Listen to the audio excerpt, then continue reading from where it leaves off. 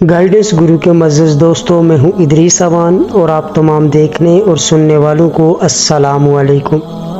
ناظرین، جس وقت نبی پاک صلی اللہ علیہ وسلم کی عمر مبارک 28 برس ہوئی، اسی سال مکہ مکرمہ میں ایک ایسا واقعہ رونما ہوتا ہے جو عرب کی تاریخ کا ایک غیر معمولی واقعہ مانا جاتا ہے، یعنی حضرت علی رضی اللہ تعالیٰ عنہ کی کعبہ شریف میں ولادت با شہادت، جسے مورخین اپنی کتابوں میں متواتر طور پر ذکر کرتے ہیں۔ ناظرین، جب نبی اکرم صلی اللہ علیہ وسلم کے والدین اور دادا حضرت عبد المطلب اس دنیا فانی سے گزر گئے تو آپ کی پرورش کی ذمہ داری جناب ابو طالب نے لے لی، جو آپ کے چچا تھے۔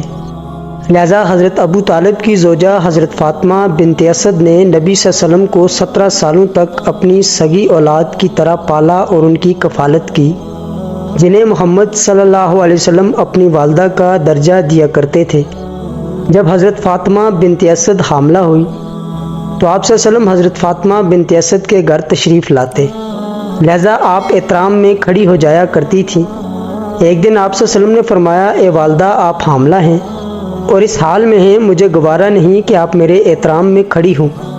اس پر حضرت فاطمہ نے فرمایا، خدا کی قسم، جب میں آپ کی زیارت کرتی ہوں تو میرے شکم میں بچہ اس طرح حرکت کرتا ہے کہ میں اٹھنے پر مجبور ہو جاتی ہوں۔ جب حضرت علی رضی اللہ تعالیٰ عنہ کی پیدائش کا وقت قریب آ گیا تو آپ خانہ کعبہ کے گرد طواف کرنے کے ارادے سے نکلی۔ جب حضرت فاطمہ بنت اسد طواف کعبہ کر رہی تھی تو اچانک اسی وقت انہیں درد شروع ہو گیا۔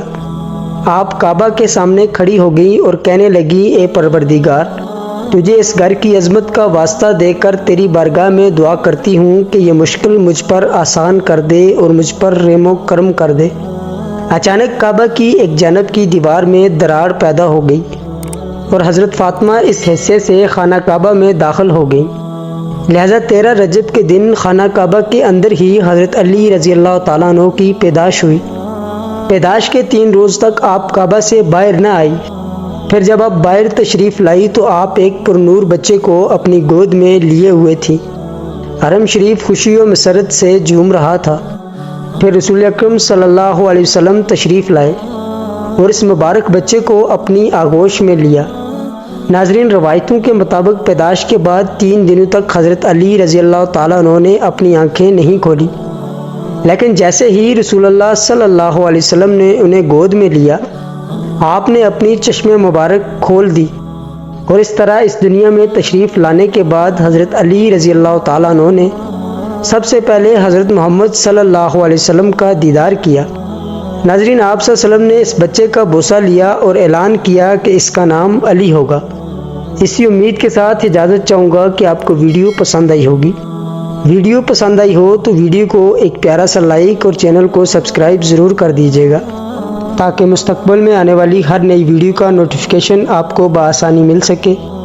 آج کی ویڈیو میں بس اتنا ہی، ملتے ہیں ایک اور نئی ویڈیو کے ساتھ۔ تب تک اپنا خیال رکھیے گا۔ اللہ پاک آپ کا حامی و ناصر ہو۔ اللہ حافظ۔